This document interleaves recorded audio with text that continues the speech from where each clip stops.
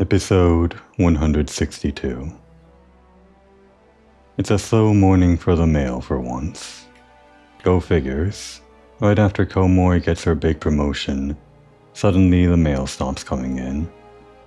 That or she's doing her job wrong and she's somehow not getting the letters she's supposed to deliver by just standing here. They should really make a box for this kind of thing. A box where people put in letters for Komori to collect.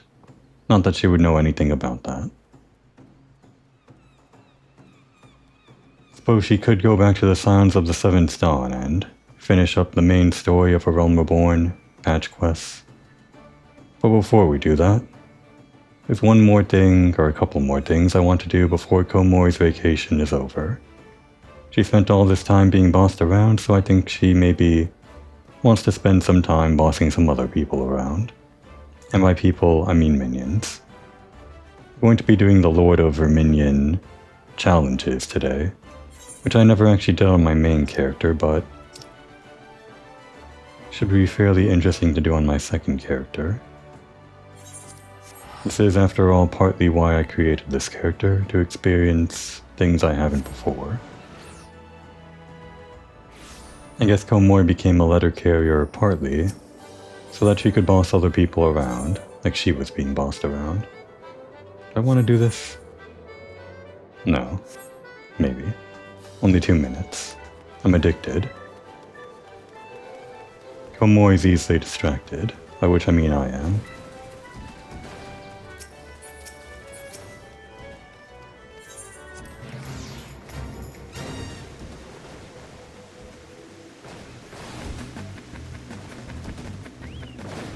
I could technically do this, the Lord of Verminion stuff and other things, at a later point in time. I don't think this was necessarily added in the patch 2.x patches. It might have been patch 3 point something, but because it's all available to you after you complete the Ultimate Weapon,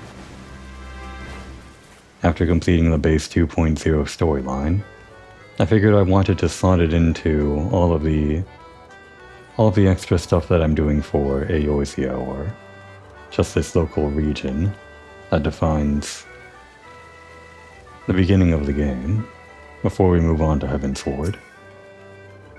We're edging ever so closer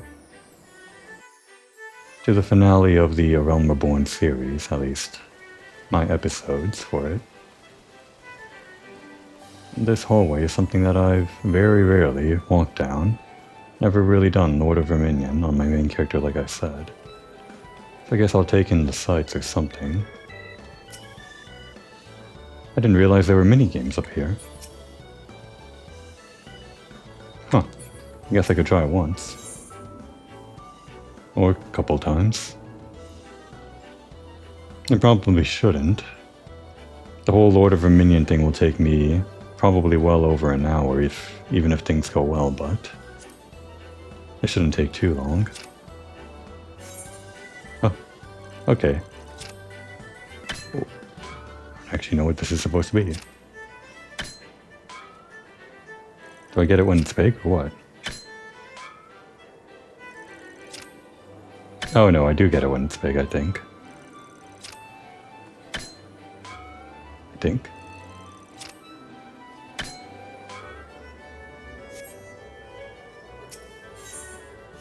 Alright, one more try, now that I know the actual rules. We'll start in the middle. Actually, maybe I should work my way inwards, but let's start here. No. Okay, a little further out. Double down. Oh my god, this game is a lot more difficult than I thought. You may either claim your reward and end the game, or try again to earn an even larger payout. But remember, if you fail, all previous rewards are forfeit. Okay, we'll try it once.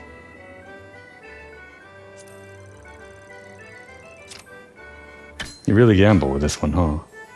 We'll try it when it's big once. Alright, gonna have to do much smaller, I think.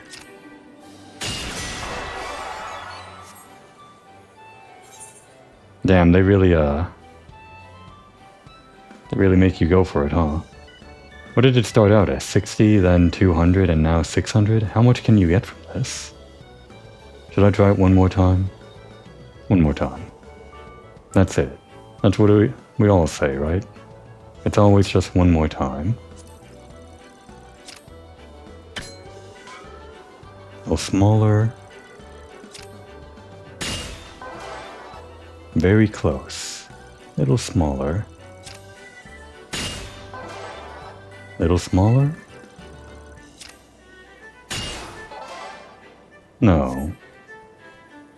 We lost it. I guess Komori is not a particularly good miner, not right now. Not even literally a miner. Oh, and here's the other half of that, the botanist. Is this just the same game? Time's up? What do you mean time's up? I still had swings, didn't I? Oh, I have a minute. I have a minute on the right as well. Well, that's annoying.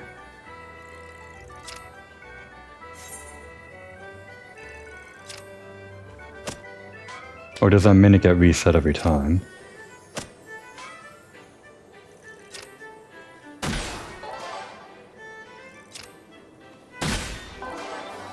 Very close.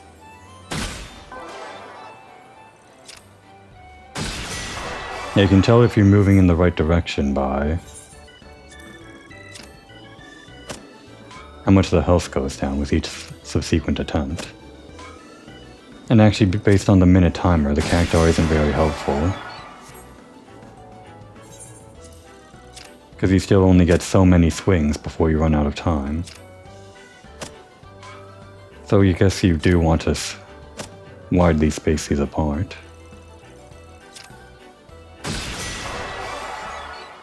Can we do it in 18 seconds?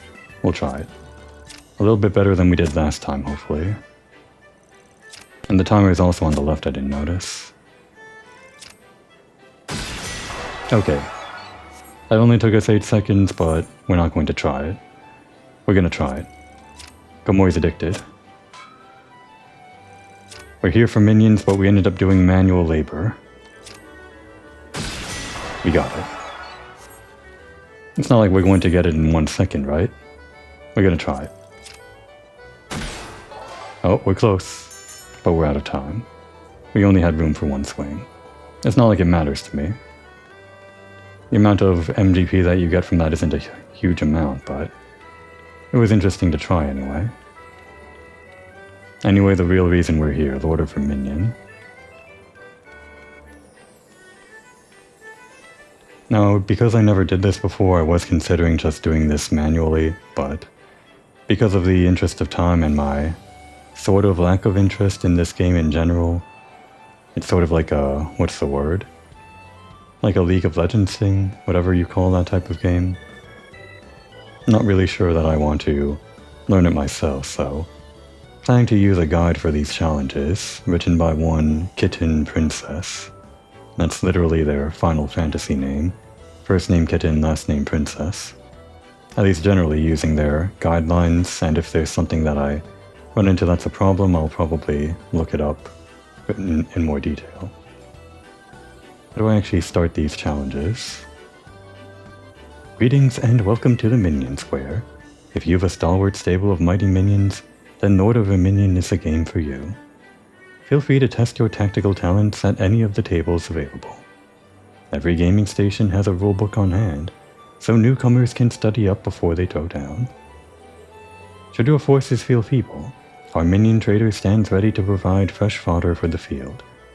And if the intensity of tournaments tickles your fancy, the record keeper to my left will sign you up with a swiftness. Which one offers the challenges? Do we just play a game?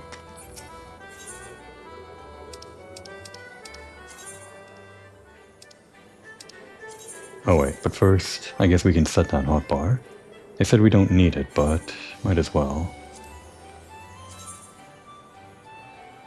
747 sort of a minion tournament, huh? Is that how many weeks since it was first out? So yes, the guide recommends the key Dragora, which was something that I just got off the market board for like 500 MGP, or 500 gil, actual gil. Apparently something that you get from a retainer or something. As well as the Wind-Up Gentleman. And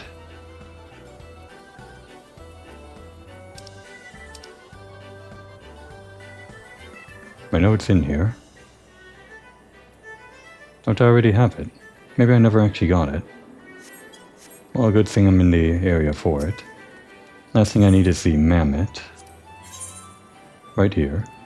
Yeah, it's one of the 3 ones that you can just buy from... For one, the Black Rabbit Trader is over in Gridania, where I bought the Cherry Bomb and the Wayward Hatchling. I guess I never bought the Mammoth, which was the 3rd one you could buy, but buying it now. Which brings us down to 50,000 gil.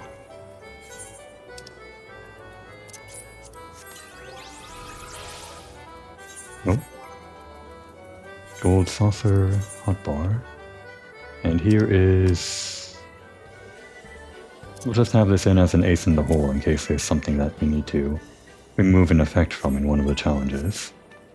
But the guide didn't mention any need of anything other than the 3 at the bottom, so we should be okay. Now the total time, based on my calculations, to go through all of the challenges should be well over an hour if things go right, but I already wasted 20 minutes, so this episode might go on a bit longer. I'll just have to swallow it. I'll do it all in one episode if I can. Stage 1 is the tutorial.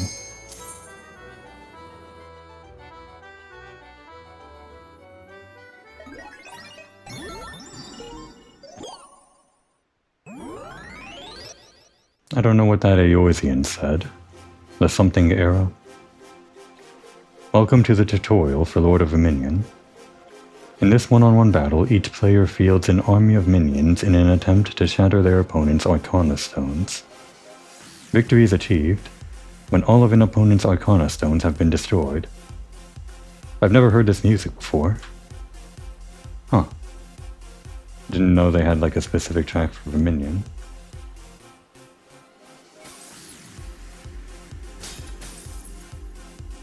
So the HP doesn't necessarily represent the point where it shatters.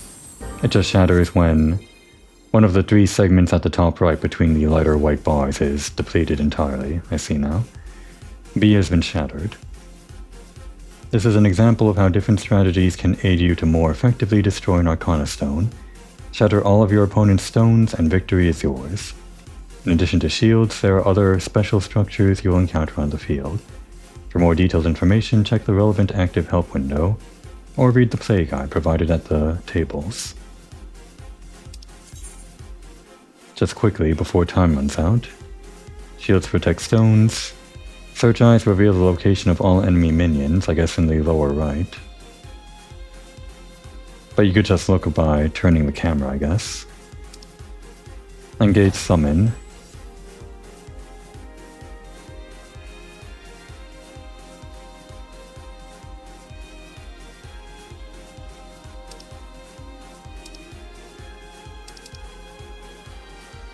Oh, you can't summon if they're damaged, that's what I was looking for.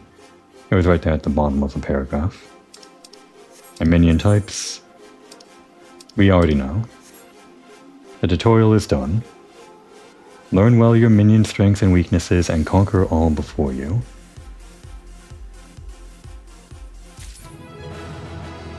And we don't actually have to win.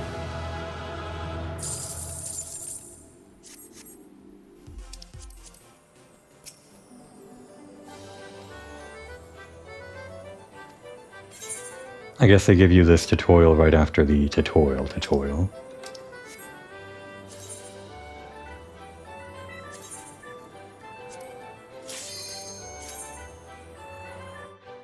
Challenge 2 is hatching a plan. I guess I want you to use a hatchling or something.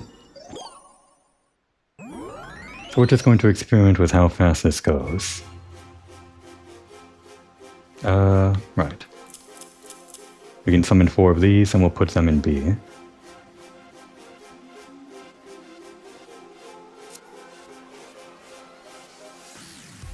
once they're ready, we'll see in the lower right which is least defended. And I guess just go to this one. Oh, we have to actually move them here to teleport them here because they start outside. It doesn't really matter, I guess. Not very fast, these guys. I guess they were a 1-star if I recall correctly. But they should be strong against the stones, right? Oh right, I should be summoning more.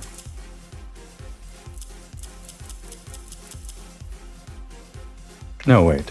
Go this way. Gotta be careful with that.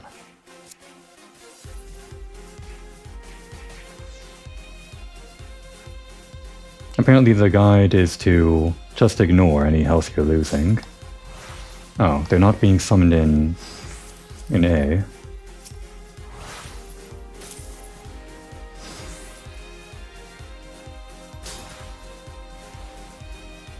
Alright, so we'll select C and summon these guys.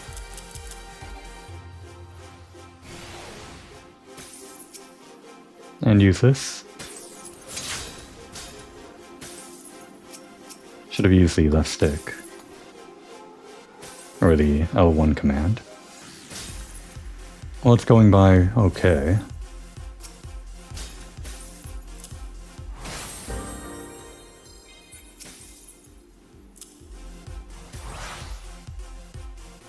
We have the maximum number of minions already. Doesn't matter if our stones are shattered, we just need to go quickly, I guess.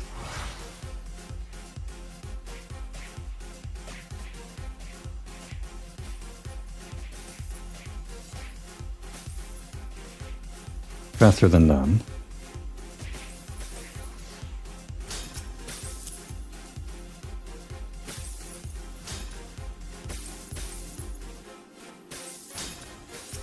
You actually go this way. And all of you.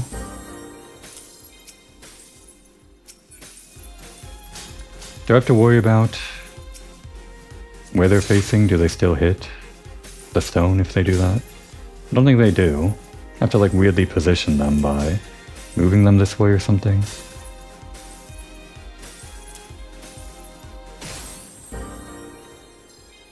And apparently that's the basic strategy.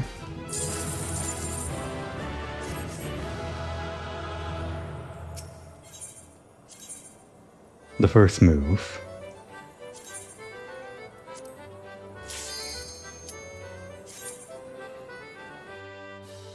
They're going to throw gobboos at me or something. I'm just going to assume that they're going to attack B so I can summon on A and move them across the field one by one.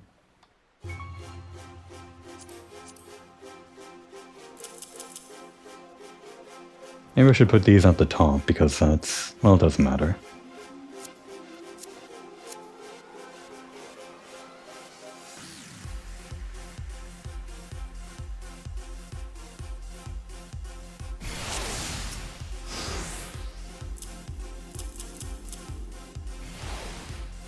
And I guess at B summon the rest.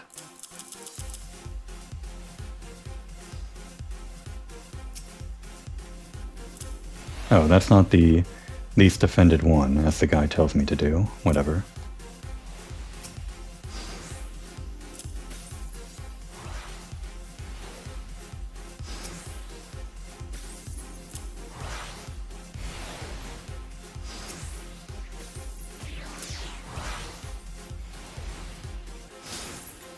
So each of these challenges seems to have like different themes, obviously, but the first one had hatchlings as the enemies, and this one has the enemies that you fight when leaving the starting city as enemies. You can start going to B. Everyone's actually already almost killed this.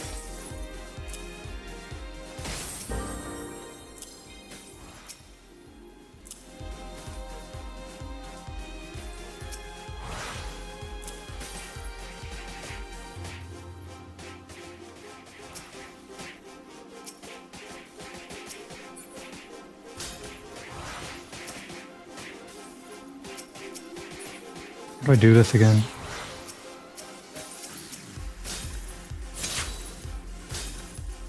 So did that actually hit the stone? I don't know.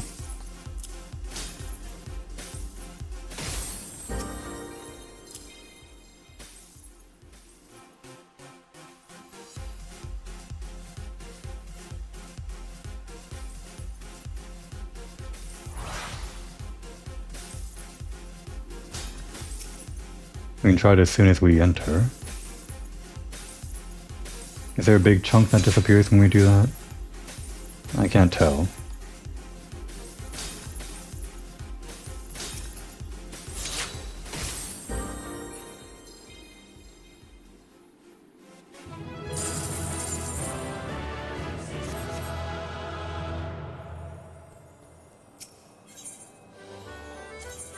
And here's our first boss, I think.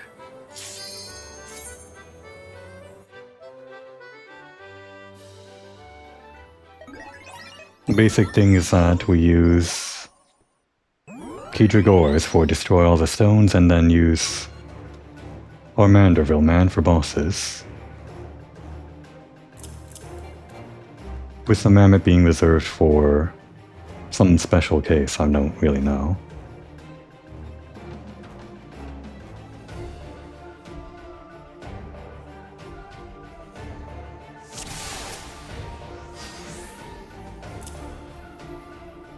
No Arcana Stones during a boss battle. Defeat the boss to claim victory. Cycled over.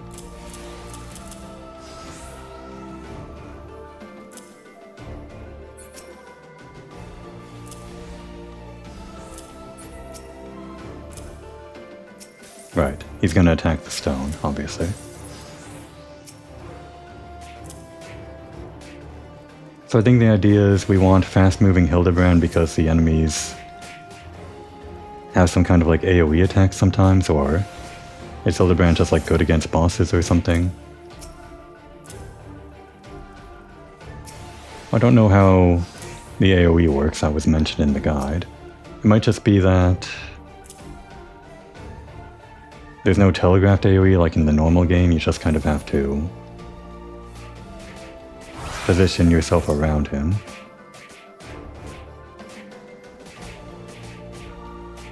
Manually. I see, so he's not turning around. Are we avoiding his attack this way?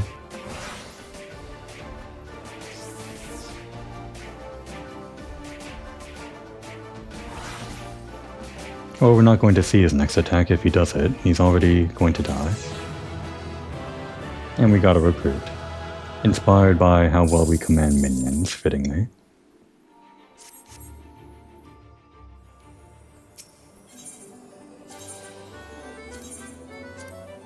Turning tribes. Back to Keydrigors, I think.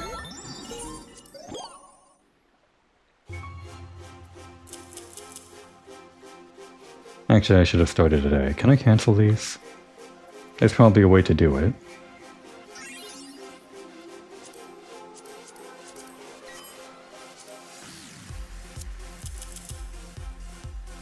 Glad I managed that.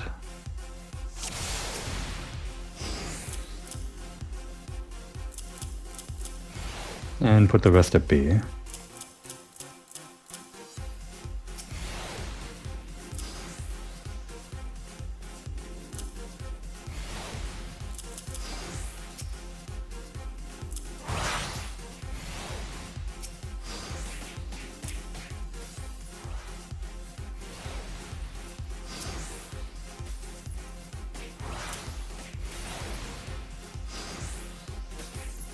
Should I be waiting for them or just sending them one by one? I don't know.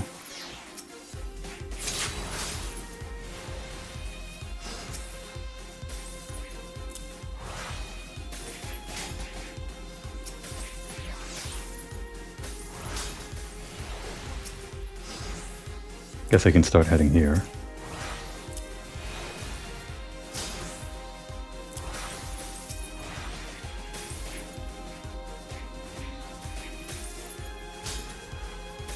Do they halt the attack on the stone when an enemy's nearby? Looks like they do.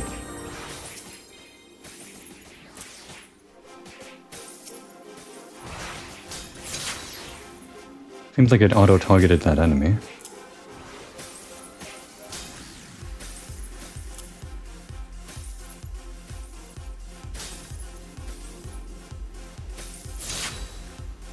I think that did damage to the stone.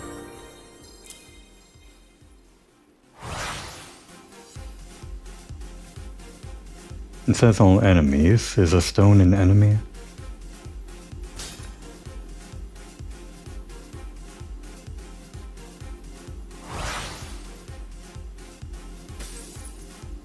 Again, closely watching the HP bar, if this does anything big. Not really noticeable with all the guys that I have attacking it already.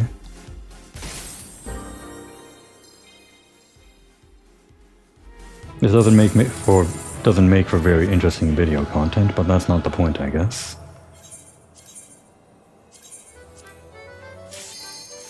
Just a record of the experience. Oh, is this another boss?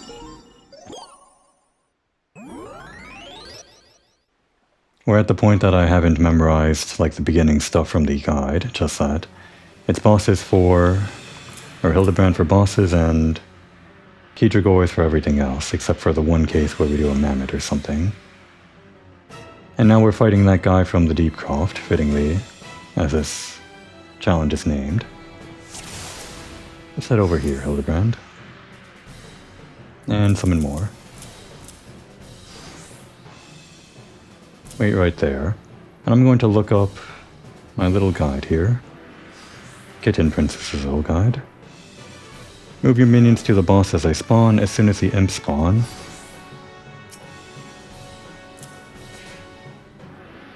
send 2 minions to each imp to take them out. The boss will no longer take damage while the imps are alive. That's just like the real boss. That's funny. See, these are the interesting ones. Just like the base game of Final Fantasy. The dungeons, ranks, and files aren't very interesting, but...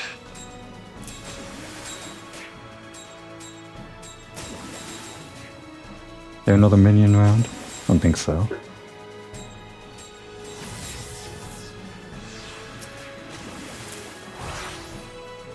But the bosses are much more interesting than the rank and file stuff, so... yeah, it seems to have a conal attack, so we just kind of want to stick around here. It's hard to select, like, just a few minions. Is there, like, a way to... oh, there we go. This is what this does. L1 in the D-pad, select individual, so... move this one here, and... okay, yeah. So that's how that works. I'm just going to try to... nope. Okay, if I send more than 2, it should be okay.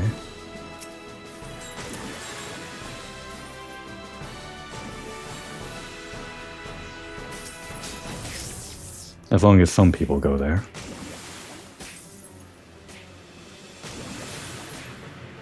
What happens if I do this? Increased attack and defense. So it looks like they don't actually disappear immediately when you use it. Looks like they stay up for the duration of the ability. Good for like a final burst. Good to know.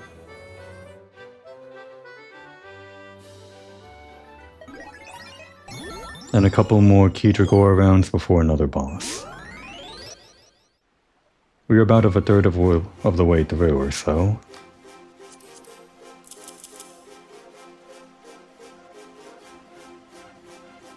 But we're already near the length of one episode for me. I don't think I want to end the episode, so... yeah. We can call this the special extended finale for A Realm Reborn. By which I mean, everything that I've been doing up until now is part of the finale.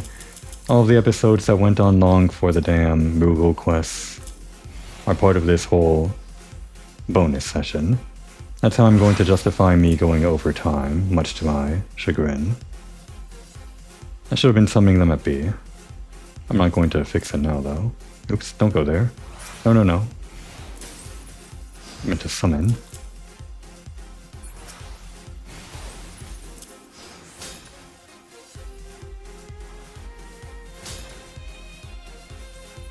Now this is why they tell you to go to the one that's least defended, the stone, so you don't waste your time attacking enemies.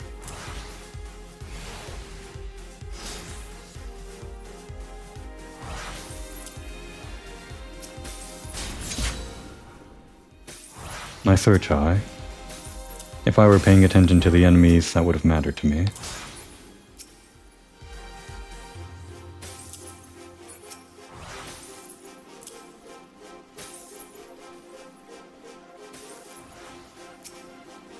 And actually we want to position them away from our own ring so they don't attack the guys attacking our stone. That's just a waste of time for us.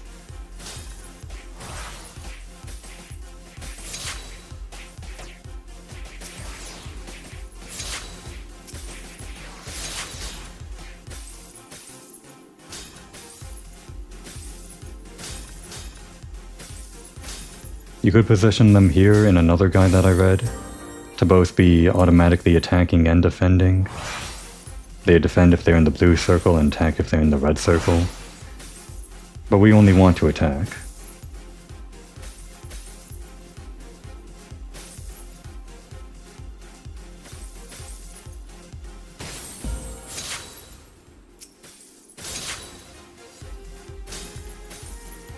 So where are the action points shown? I guess where they're flashing white? I think. No, that's what's selected, I think. I have no idea.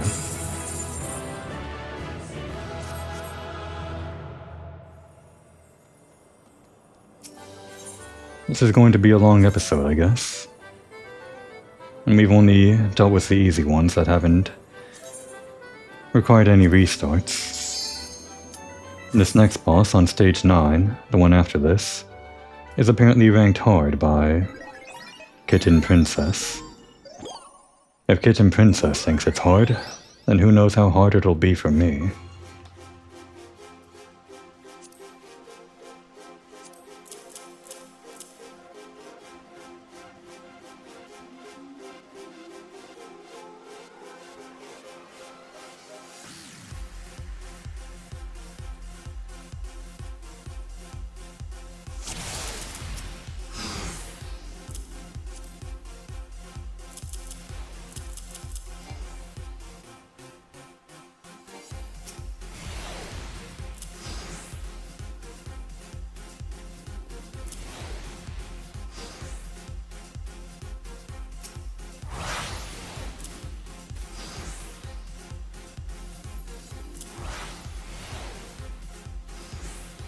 Do I want to wait until there are reinforcements just so we don't die instantly? Looks like they're sending the enemies, or the enemy is sending scions against us. Kinda cute. Nice composition. Much cuter than my try-hard team of Keetragoras, although I guess all one minions is pretty fun. Kinda funny looking at Papalimo and Urianger doing this whole sneaky mission to destroy my shield.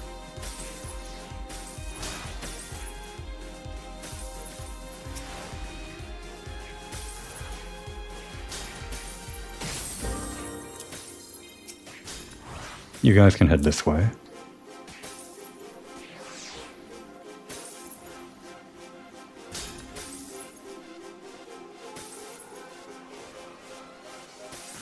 Sorry guys, this is why I'm the Warrior of Light and you're just NPCs.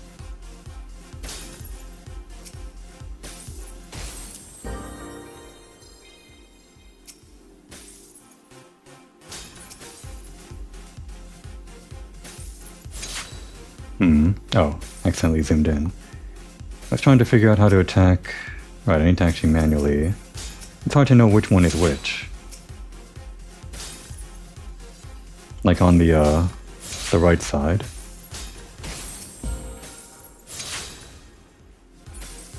Like how do I know which one corresponds to which one on the field? It's probably a lot easier if you're not using all one minion. Okay, now here comes another boss. Before I actually get into it, mind your minions, let me check this guide.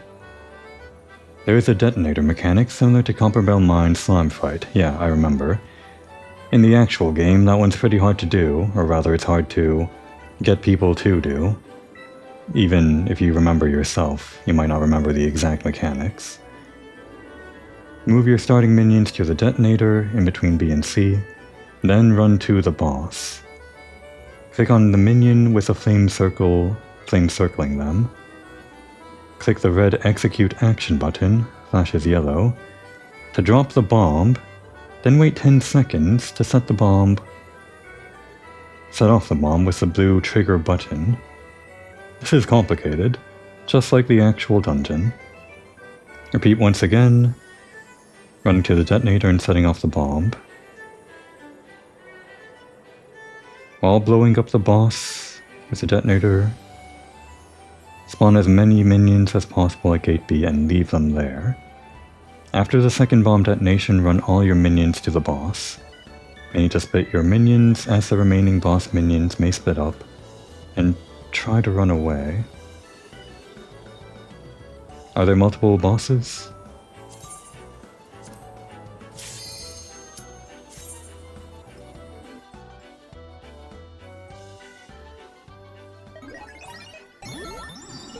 These are all the same intro though, aren't they? I can just skip them? Well, they are quick. Okay, so we're just going to start with Hildebrands, 2 of them. Summon the rest at B, and just use the 2 for detonation, apparently. I didn't know what that blue button was for, but I guess this is what it is.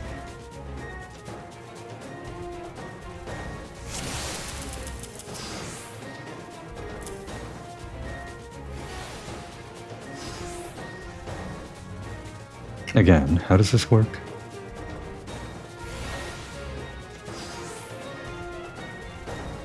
It's a blue trigger button, apparently.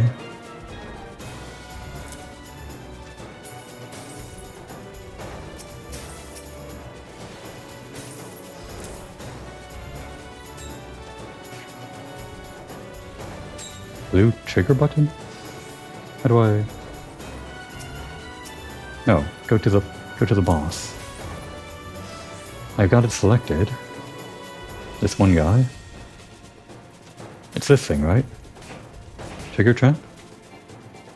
I can't do it.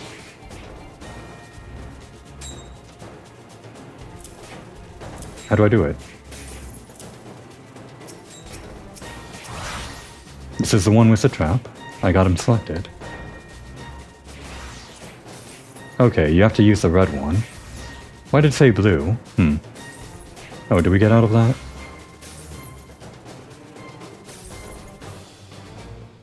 So we gotta do this twice, right? Oh, and then the blue. How do I stop that? There we go.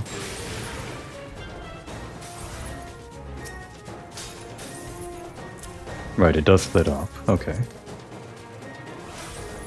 So use red to activate the trap and then blue to detonate. Got it. Make sure it's the right one selected.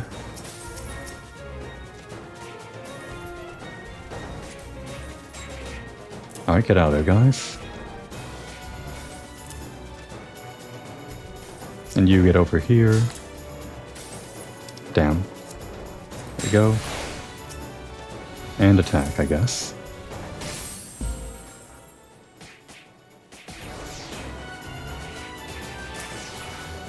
Just kind of stay in auto attack range.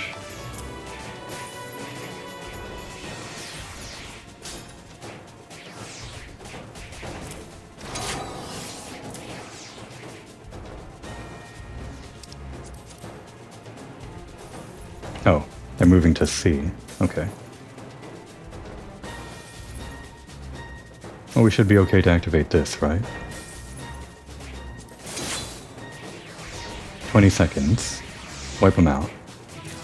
Okay, they called it hard, but I guess we're tougher than you, Kitten Princess. No, I'm kidding. You wrote the guide. It's all thanks to you. I would have had no idea how to activate that bomb. Just like in the actual dungeon. Funny how that mimics reality. I'm sure when I recorded the actual dungeon in my episodes here, I completely ignored that mechanic or failed to do it. That, and I think they changed the way that whole dungeon works. They should update the Order of Verminion to match the new dungeon. Back to Kitragora. Although this one has a little bit more written. To any Arcana Stone with no enemies nearby.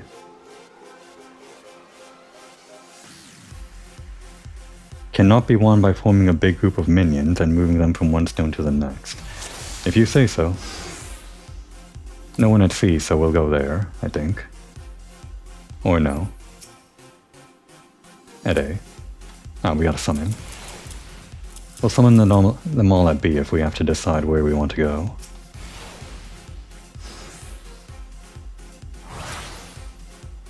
So why is this one harder for that basic strategy? Is it because they're also using Kitragors that somehow matters?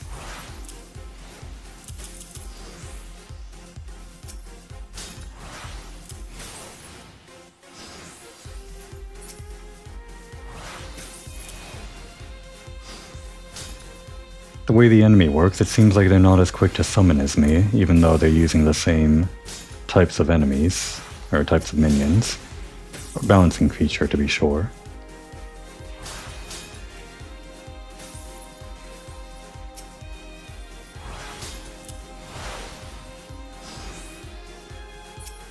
It seems like they just stopped attacking B for some reason. I guess they're using the same strategy as me, attack whichever one is weakest and not defended. And whenever I sent my guys to B, they decided to run away, or it was just a coincidence.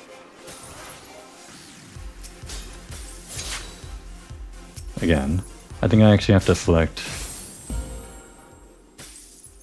this could be a problem, yeah. Well, they have to run across the field just like I do. Just gotta send more of my guys faster.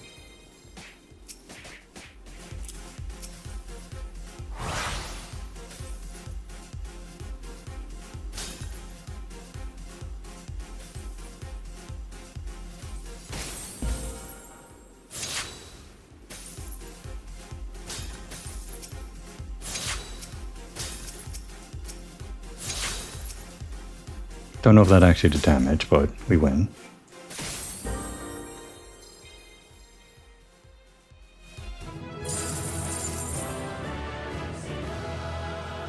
And on to the next. The Queen and I.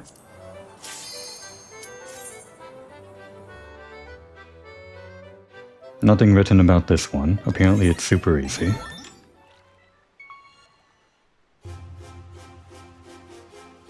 So we'll just use the basic strategy. I feel like they take down C pretty quick, so maybe I'll change it up for these easy ones to make it a little bit faster. I'll summon like 8 to this side, and then summon instead of B, the rest on C. Oops, no. No.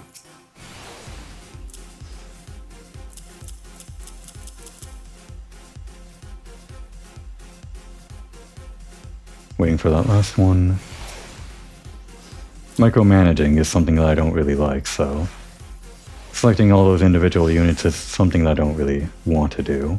I'm just going to wait until they're in like groups of 2 or something. Reduce the amount of selections by half.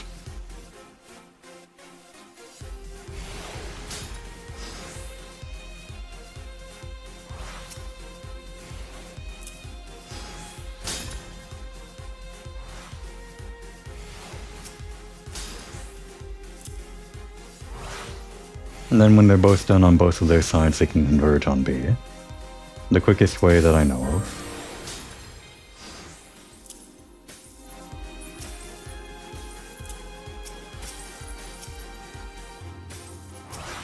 Maybe I can actually see if this does more damage, now that there are less guys doing damage. Come on, which one of these? I don't think that did anything to the stone. Oh, is she the queen? The Lord of the Maelstrom.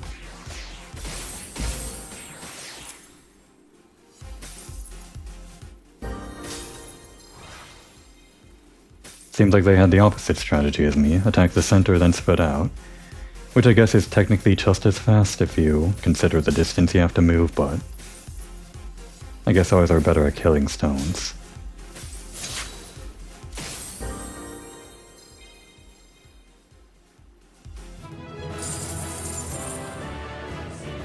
I could have easily swapped this into 2 episodes. This might actually take 2 hours rather than like 90 minutes or something. But it's fine.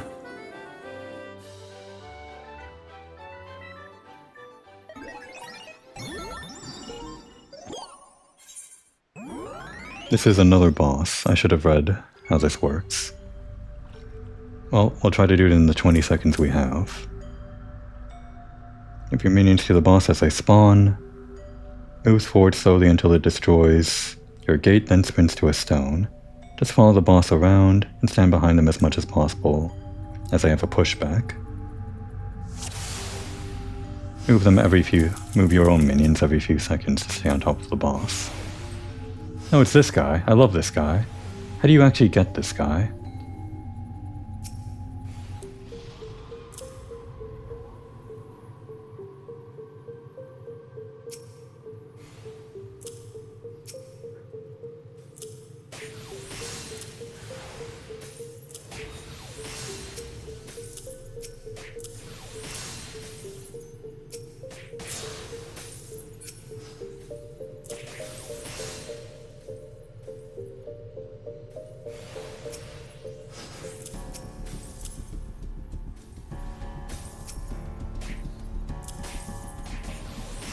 Come on, guys, get in range. Apparently this was supposed to attack the gates. Maybe I misread that. They are all in range, right? Yeah. Oh right, it did say it moves forward slowly to attack the gates.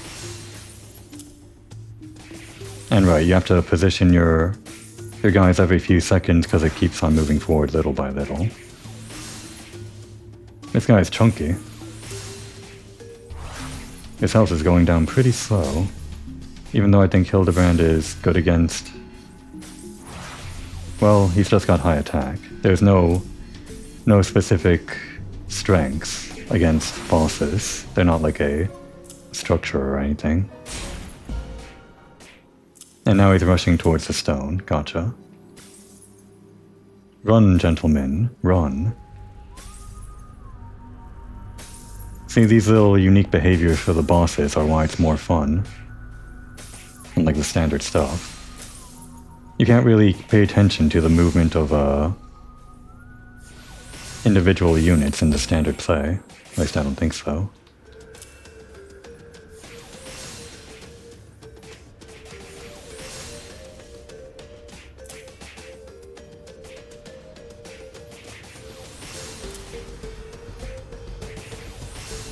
And me draining my health pretty quickly.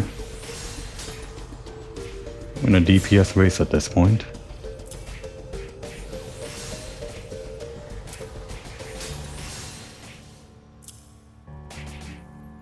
They are all in range, right? I'm not standing too far behind. Why aren't you out? Go chase.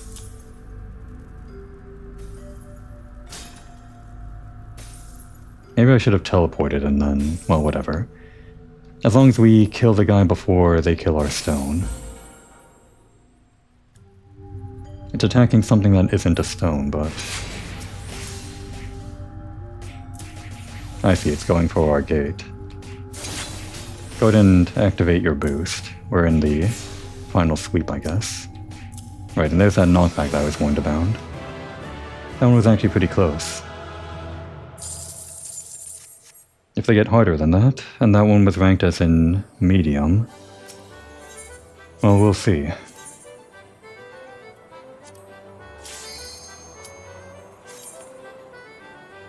I call the bosses more interesting, but I guess the whole point of this mode is like micromanaging a lot of units, so fighting one unit probably isn't the whole point of this.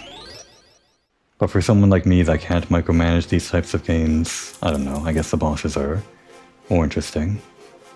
Oh, right.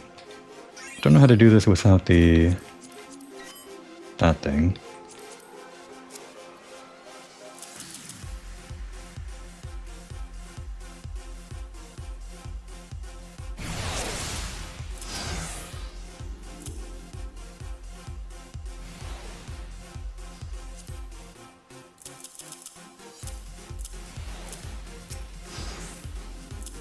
Oh right, I meant to summon on C. Well, whatever. We'll just direct them to C from B. So we got Sid here. What is he doing? What are you doing on the battlefield? You're an engineer.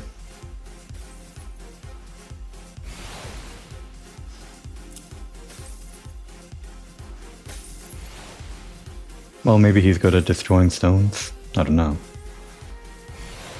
Is he like sending his airship legion against us? Looks like it. All of these challenges would have been created with only the minions available from, well, from when Lord of Verminion was created in the first place. Which means not a lot of interesting minions. Just the Realm Reborn ones, and maybe some from Heavensward. I don't recall exactly when this was created. I think it was actually past 3.0 Heavensward, so...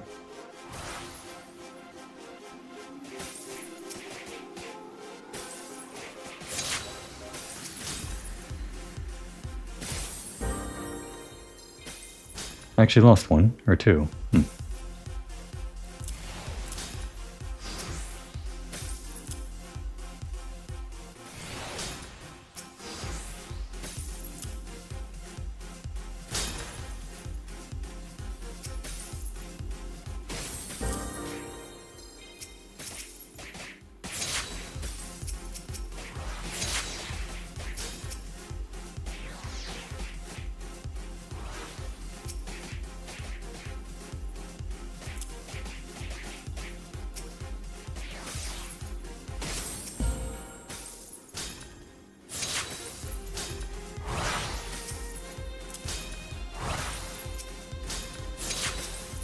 Yeah, it seems like they don't auto-attack or auto-target with the special attack, the stone, but I think they do auto-target a nearby actual enemy with the special ability, so I think that indicates they don't actually hit the stone with that ability.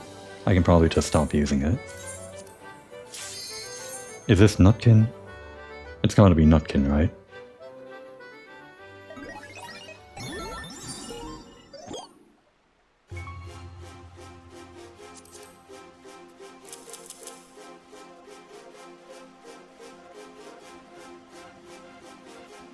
Don't actually know when Nutkin was released as a minion. I just know that it starts appearing around Heavensward in, like, fun stuff.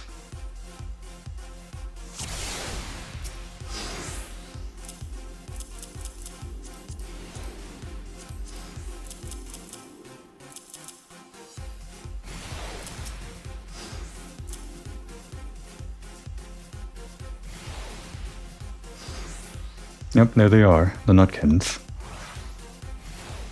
Look at them go.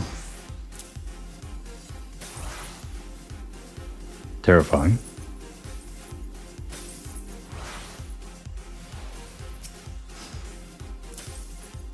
But my Mandragora, or Keydragora, are scarier.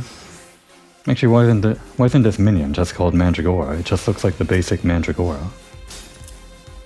Or is Mandragora like a blanket term that refers to all of them, like the queen and the tomato and everything? And Keydragora is this one specifically, maybe?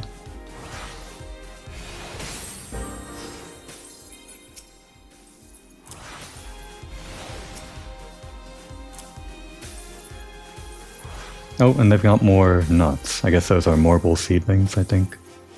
Or not? No. No, they're not Morble seedlings, they're just... Are those Mandragoras? Are Keydragoras and Mandragoras different? Do I just not know that about Final Fantasy? Right, respawn any minions that were lost, that was mentioned.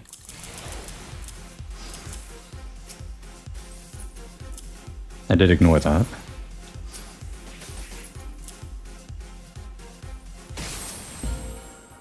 Well, now that there's no B on my side, don't have to worry about our Mandragoras getting destroyed.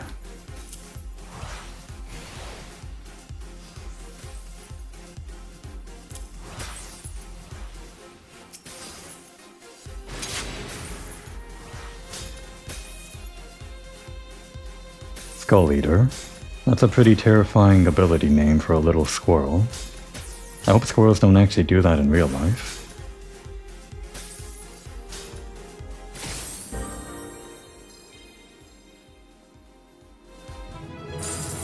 Alright, we're now officially a bit over halfway through, I guess. Still the harder stuff to do, though. Earth Spout is the boss. Move your minions to the boss as they spawn, follow the boss around, and respawn minions as needed. At 25% health, the boss makes a speech, spoiler, and begins casting a spell that will wipe out all your Arcana Stones in one hit. Select all your minions and execute their special power, which is of course the attack buff. Makes sense, and yeah, it's Odin. Earth in the title name, referring to the place where you fight Odin. We soloed Odin because we couldn't find any party members to fight with, or rather it would take too long to do that. Damn. Forgot to summon.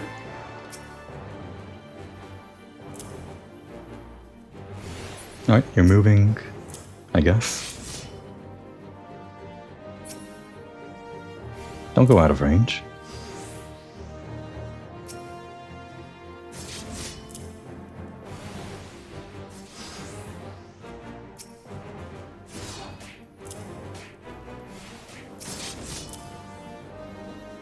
He just kind of gallivants about the field, I guess.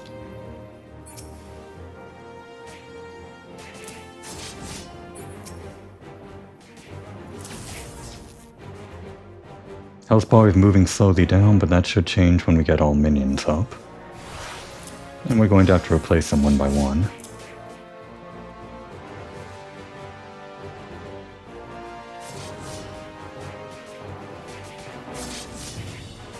So this is a puppet.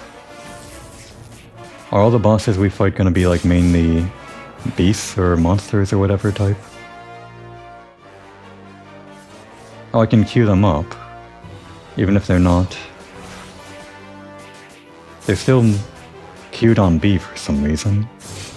Even though I can't summon anymore. Am I just allowed to have like a queue in case people die? Just like a small amount? I can't summon anymore.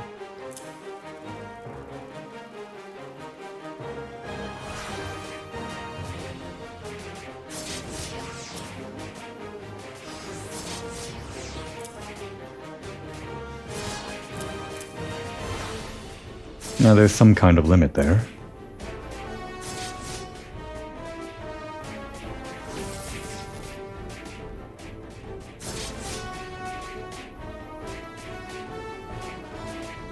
This is what Kitchen Princess calls a speech then, huh?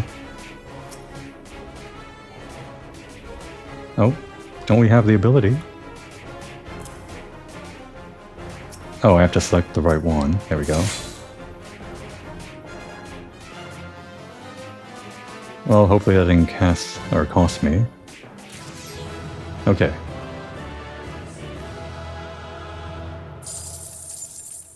Might have been interesting to see that attack, but just like the actual fight, I didn't get to see his big...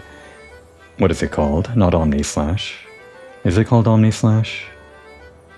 It's Odin's special signature attack, whatever it's called.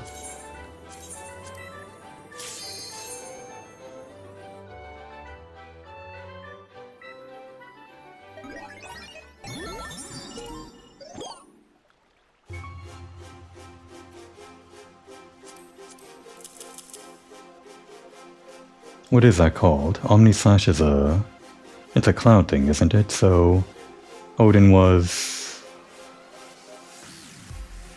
Zantetsuken? No, that's the name of the sword.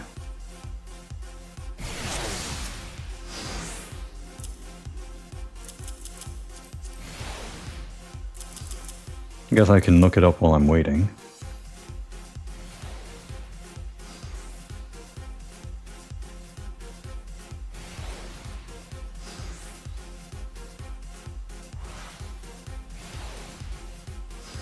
Oh, I guess it is called Zantetsuken. I thought the name...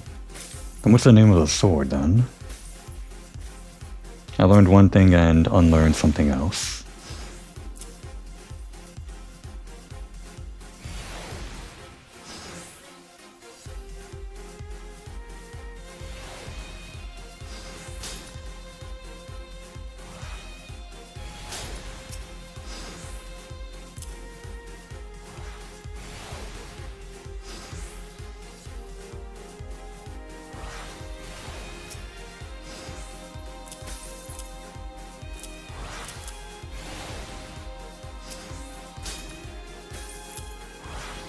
Ah, I should have been attacking an undefended place. Oh well.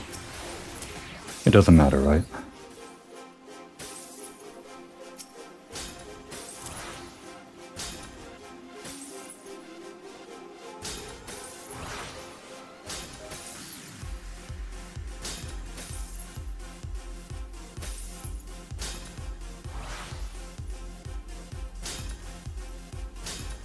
Oh, his sword is called Zantetsuken. Is it both the attack and the...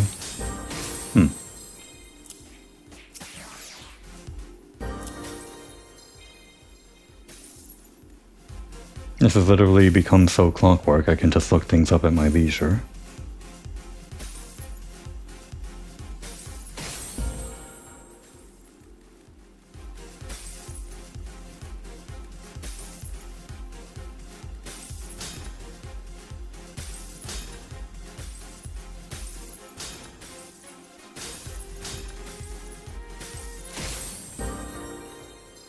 Well, I'm just going to assume the big attack he does at the end is called Zantetsuken, and it's also the name of his sword. I'm done looking it up. I didn't even realize what that one was themed over. Exodus. Didn't get a good look at their minions. I was too busy looking things up.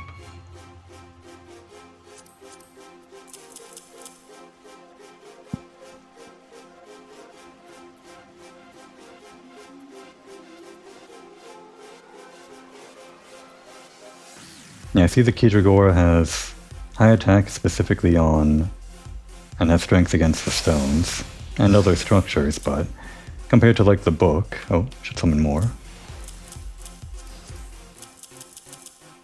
Compared to the book, it has the same strengths, more or less, but less attack, so that will probably makes the Kijigora as the top tier minion to use in this strategy. Attack plus strengths.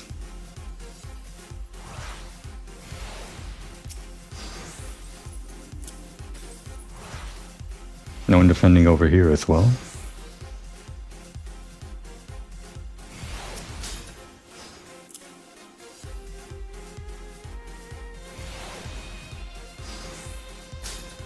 What is this? Withdraw. I see. Did I? I'll have to check my footage, but is the reason that I thought I ran out of time on the tutorial is because I misclicked the withdraw button? That's very possible.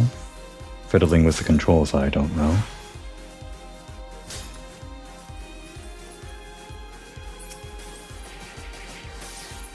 Yeah, as long as there's like an enemy within the stone, I don't think there's any way to focus on the stone.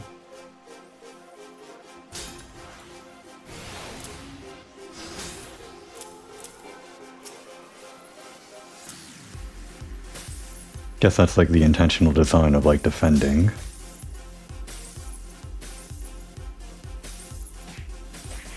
So yeah, these ones that were standing in the red, looks like they were defending, but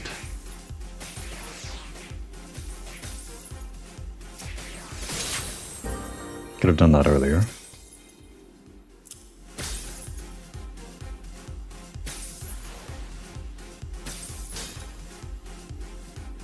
Oh, I see. It's called Over the Wall because it's a point where we were in the story chasing down Lady Iceheart, past that ice wall to fight her in her trial.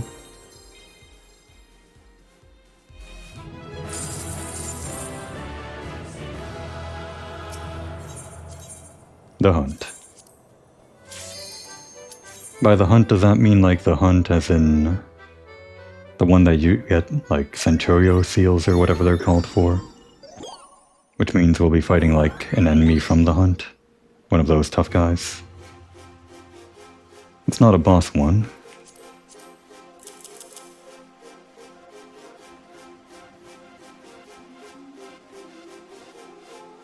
I guess I can read up on the next boss one because it seems pretty long. The description there. I'll just read it silently in the background. All the minions mobilize.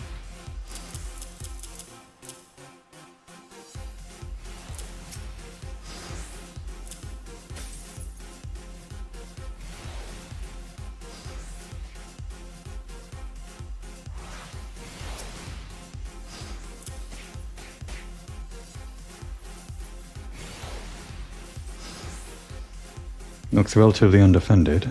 They should be good if left on their own for a while, I think.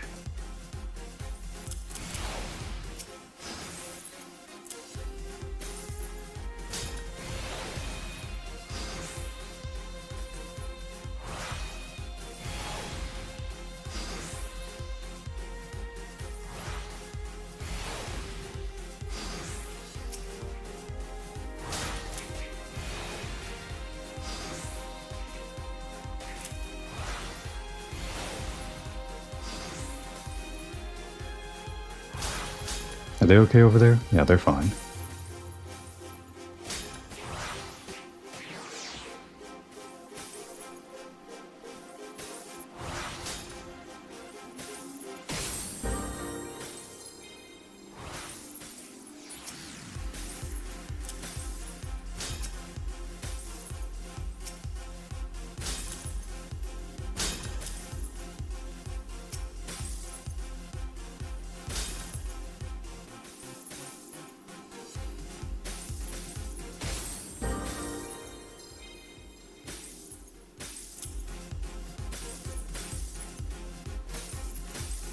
Oh, I see.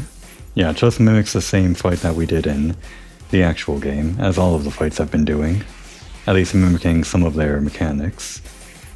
That's what I'm reading up on this next boss for.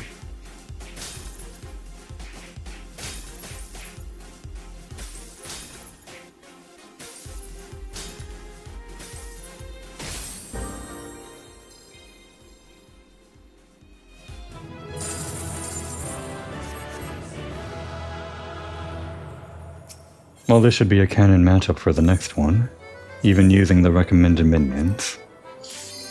Battle on the Biddy Bridge.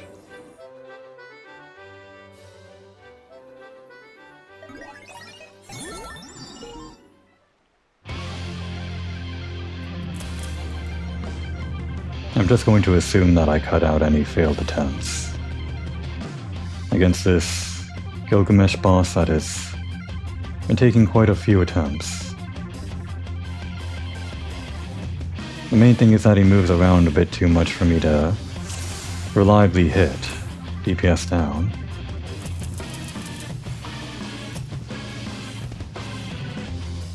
I have no way to control the way that he's moving.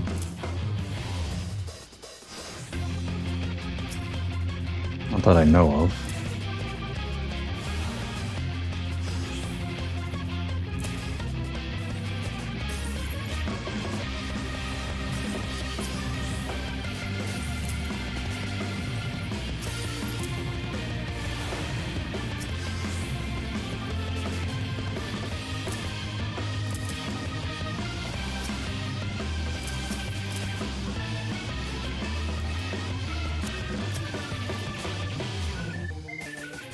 He begins his groveling attack at 9:11, just now, which means we move at 9:04, and then back in.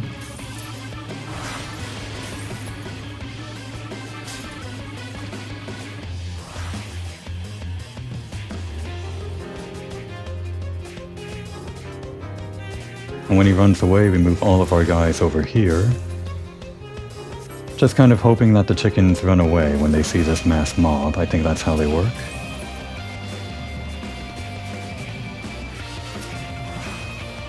And we move here to stop Gilgamesh from moving towards our other stones. Please stay in one place. I'm not going to move these guys, not unless he moves. It's this last bit that always kills me. He always just runs away when I'm in that last stretch.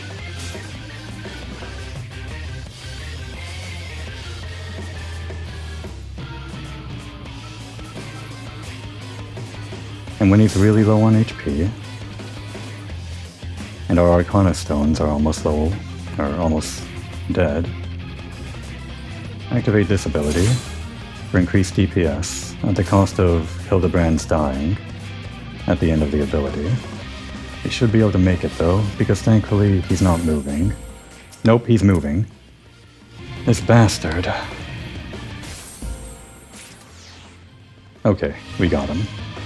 At the very end there, he was just going to run away, All he had to do was run away while the chickens destroyed the stones, but I'm so glad he didn't. I have no idea how many attempts that took me, but I'm definitely cutting out all the failed ones. And it might get only harder from here. Hopefully that was the hardest one.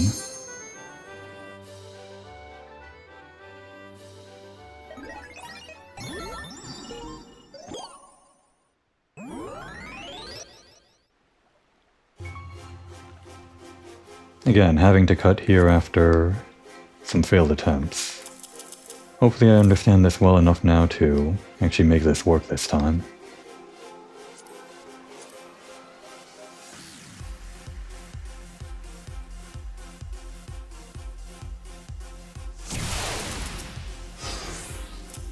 The enemy starts with 4 Warriors of Light, plus a bunch of other attacking guys that attack your stones. The problem with these 4 guys here is that they act as a strike force to take out whoever is a problem for your enemy defenses. So they're now attacking this huge group, going after Stone A.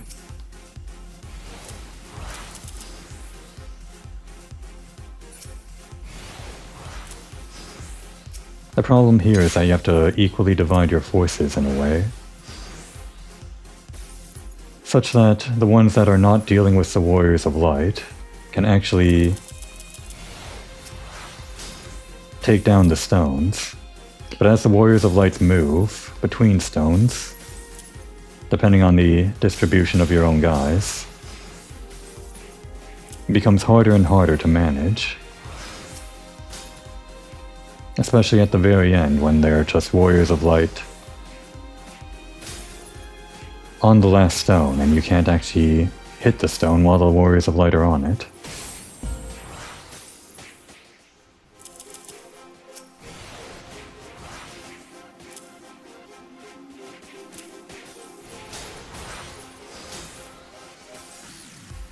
Seems like they are kind of dividing their forces now, but it's a problem.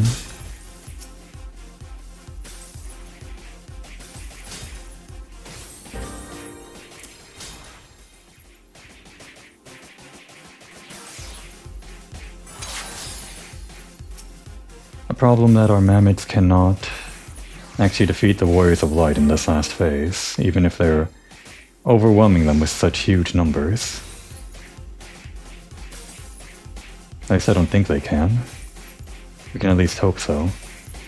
The guide specifically asks you to use mammoths in this phase, but I'm not sure how useful they are. Hopefully before the rest of those guys arrive we can kill the Warriors of Light.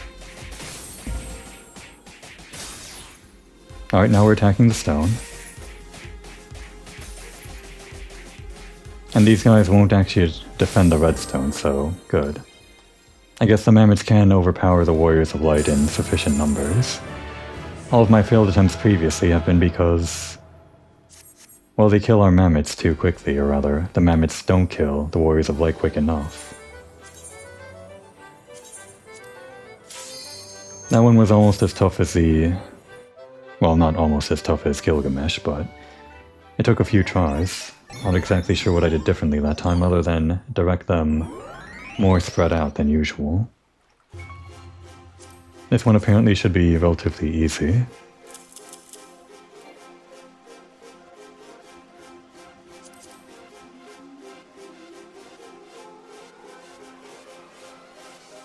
Kitten Princess's guide that I've been using has been pretty efficient for the basic strategy of the Keydragors and I guess for bosses too. But the problem that I've had so far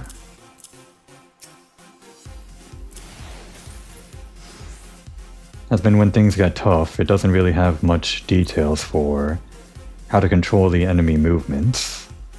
Of course the guide doesn't go that in depth, I don't expect it to.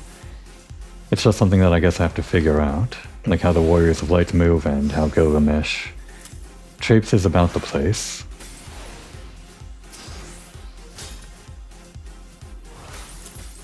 So we've got Louisoix, Alphinaud, and Alice, I guess, although I only see Alphinaud. Is Alice there? Yeah, she's there. They just look the same.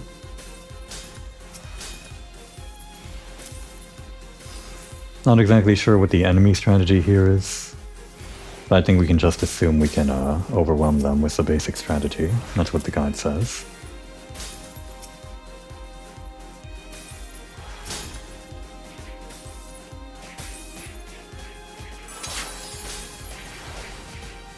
I guess Luis will act as a kind of healing unit.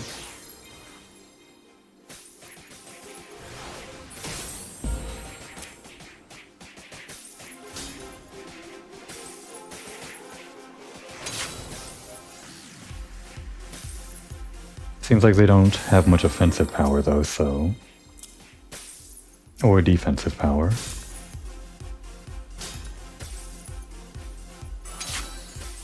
I guess the main idea here is that it's hard to actually defend your own stones because Louisoix heals these guys. But if they're not focusing on defending their own stones like some of the Warriors of Lights did in that last round, this one goes by easier.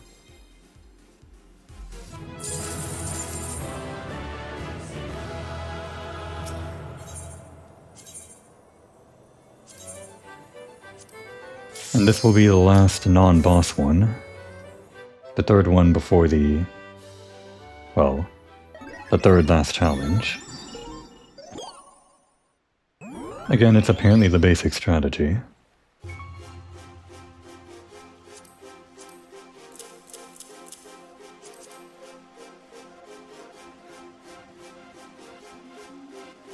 This is apparently going to be themed after the World of Darkness, I guess.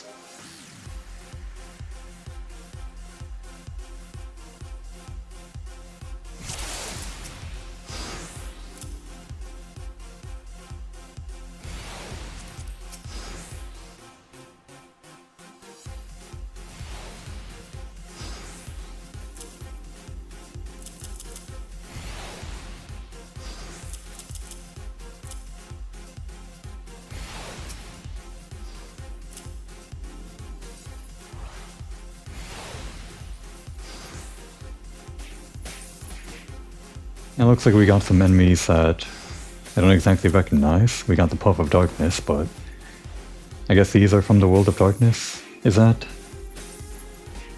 supposed to be like Glaciolus or the whatever the first boss is in the Ancient Labyrinths?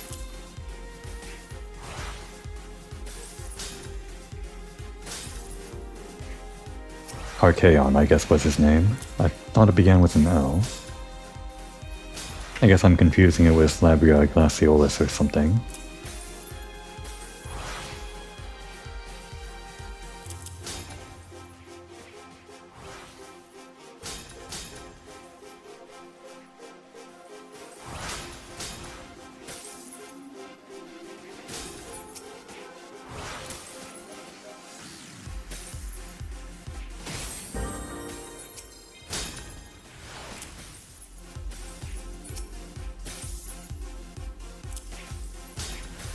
It feels a little bit weird that this one is easier than a few of the battles before it, but I guess that's just the nature of strategy games, or challenges for strategy games.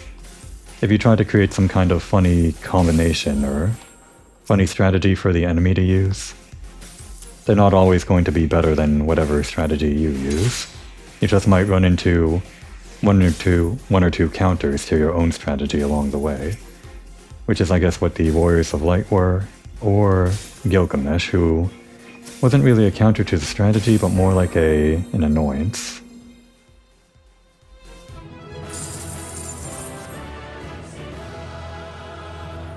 And now we're into the last two challenges. One more trip to the Binding Coils.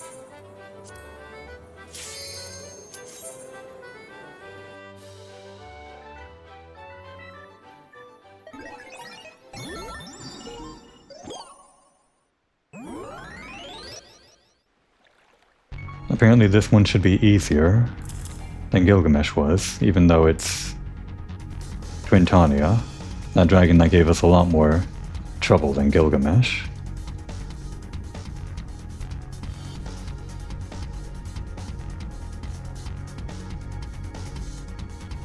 Although I guess Twintania wasn't any trouble after we grinded our unsynced level. Oh, no, don't go that way.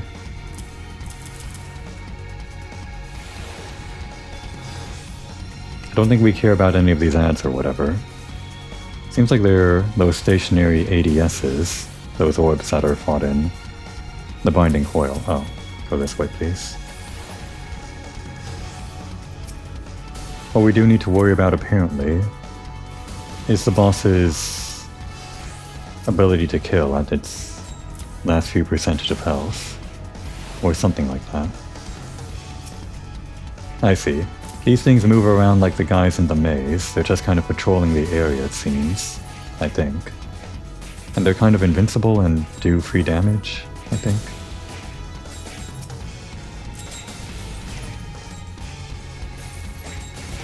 Well, we're still doing damage to the boss. And yeah, they are moving in a weird pattern that isn't exactly tracking down my guys. Are they actually invincible, or couldn't tell?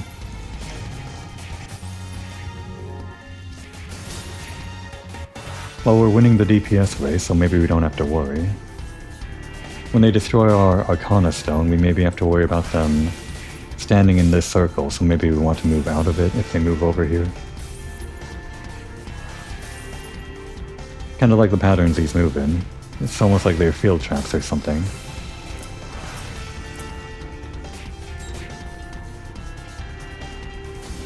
Yeah, they are chasing me down and moving towards the center, it seems. Okay, so now move to... Oh. We don't have the action points with the ability. Damn.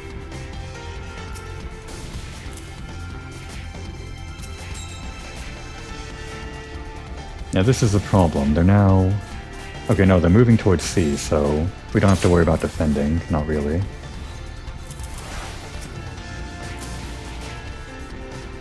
I guess we couldn't use the ability, like the guide recommended, but seems like we're fine.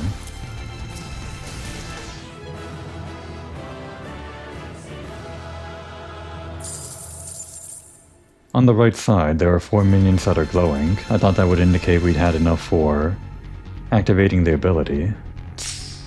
Maybe I just had the wrong one selected? I don't know.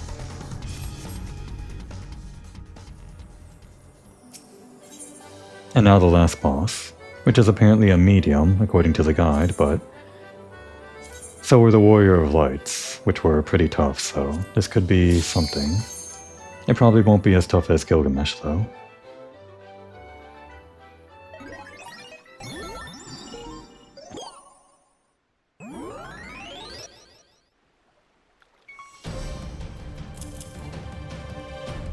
And of course it's going to be the final coil, Bahamut?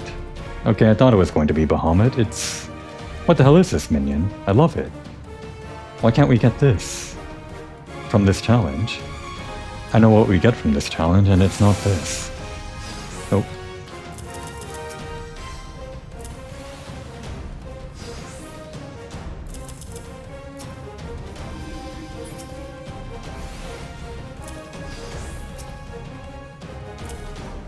It apparently attacks like Bahamut, it seems.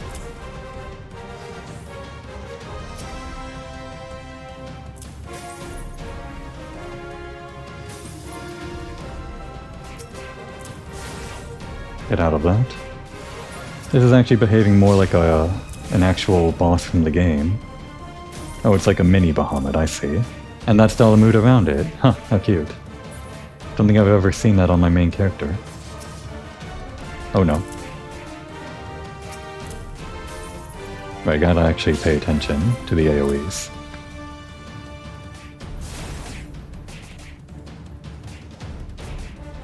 And we are actually going to have pillar mechanics, apparently.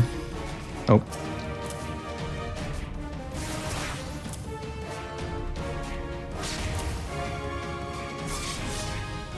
Which is pretty interesting, but probably not going to be that hard.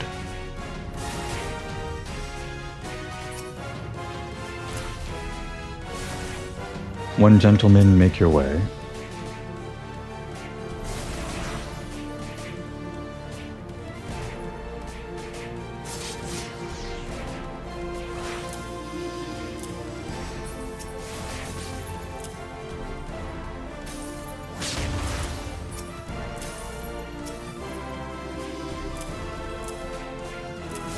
The boss is on the move. He's broken out of the Dalamud shell, it seems.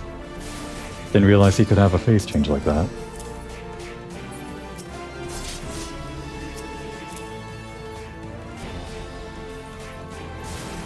Alright, activate your ability. Why not? I think we should be near the end. Nope, stay in there. Oh no. Oh no.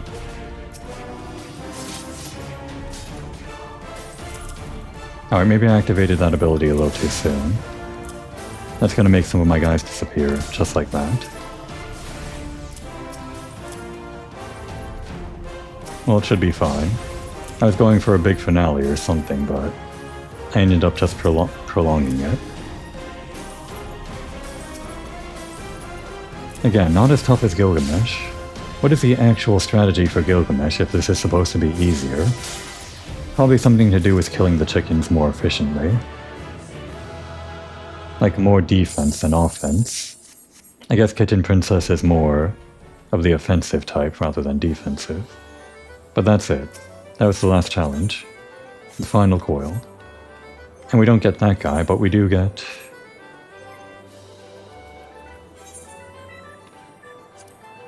Clockwork Twintania.